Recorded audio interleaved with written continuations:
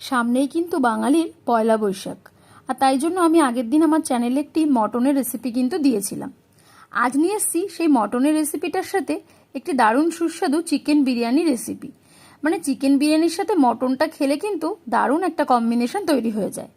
তো নাও, এরকম সুন্দর নরম আর জুসি জুসি একটা চিকেন আর তার সাথে এরকম ঝরঝরে বিরিয়ানির রাইস কি করে করলাম দেখে নাও। খুব সামান্য মশলা দিয়ে কিন্তু এই গরমে তোমরা এইভাবে বাড়িতে ঘরোয়া পদ্ধতিতে চিকেন বিরিয়ানি রেডি করে নিতে পারো।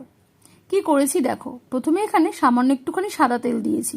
তোমরা নিশ্চয়ই দেখতে পেলে যে কোনটুকু সাদা তেল দিলাম, আর তার মধ্যে খুবই অল্প পরিমাণে দিয়েছি ঘি। হ্যাঁ জানি, অনেকেই হয়তো বলবে যে বিরিয়ানি আবার কম মশলা দিয়ে। হ্যাঁ হয়, যদি একটুখানি তোমরা চেষ্টা করো অবশ্যই হবে। সবসময় বেশি মশলাতেই কিন্তু রান্না ভালো হয় না। তো নাও, এদিকে আমি চিকেনটাকে ভেজে নেব। চিকেনটা কিন্তু কড়া আঁচেই ভাজতে হবে।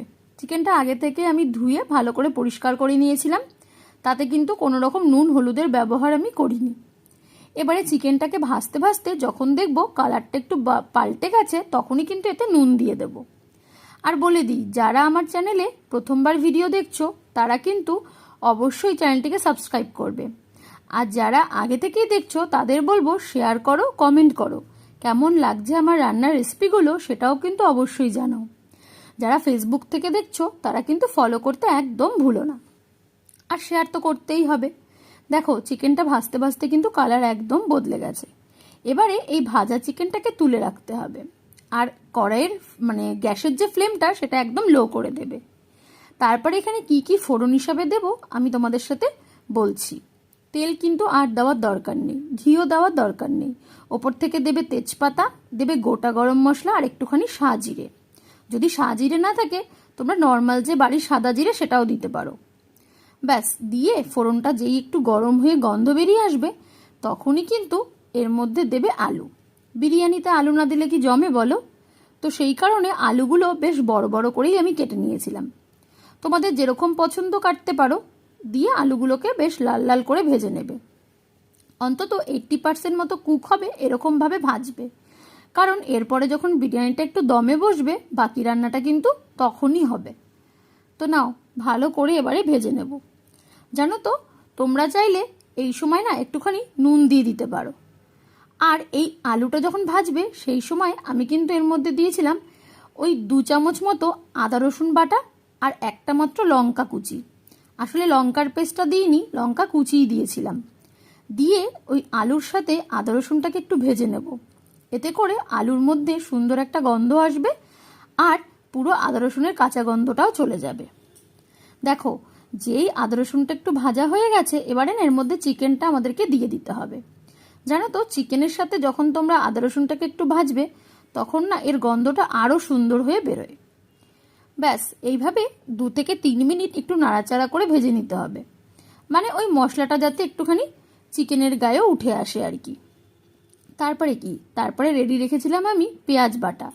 এখানে আমি 2টো বড় বড় পেঁয়াজ একদম বাটা করে নিয়েছিলাম, সেটা দিয়েছি। আর দিয়েছিলাম টমেটো এখানে একটা একটু বড় টমেটোই পেস্ট করে নিয়েছিলাম।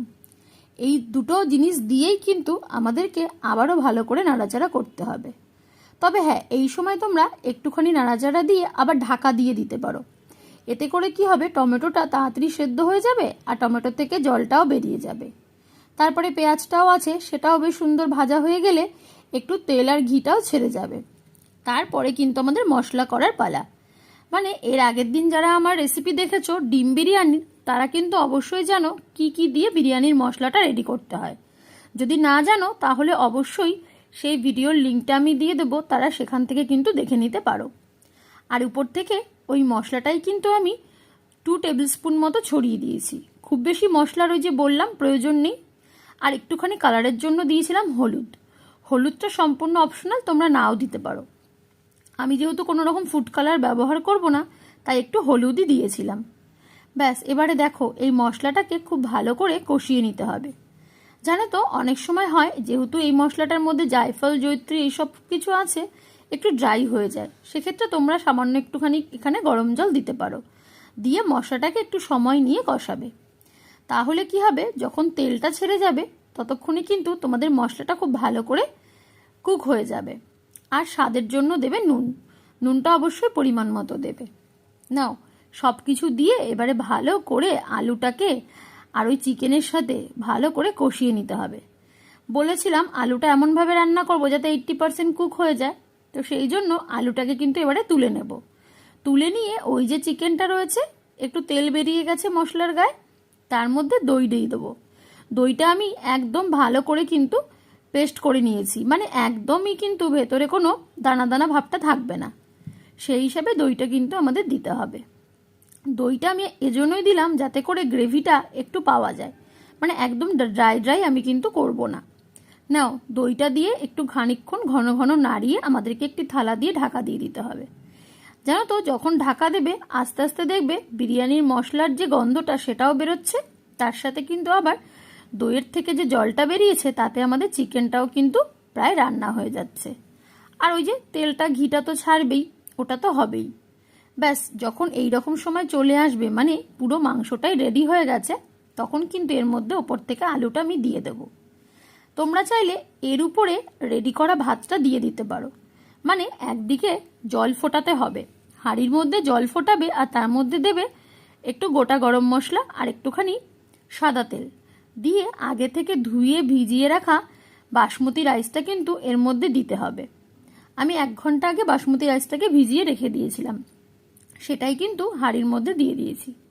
এবারে বেশি সময় ধরে রান্না করার দরকার নেই, ওই যে বললাম আবার তো দমে দিতে হবে, তাই এমনভাবেই রান্না করবে যাতে করে দমে দিয়ে যখন 15 মিনিট রাখবে তখন যেন ভাতটা পুরোপুরি গলে না যায়, মানে একটু শক্ত থাকা অবস্থাতেই নামিয়ে দিতে হবে।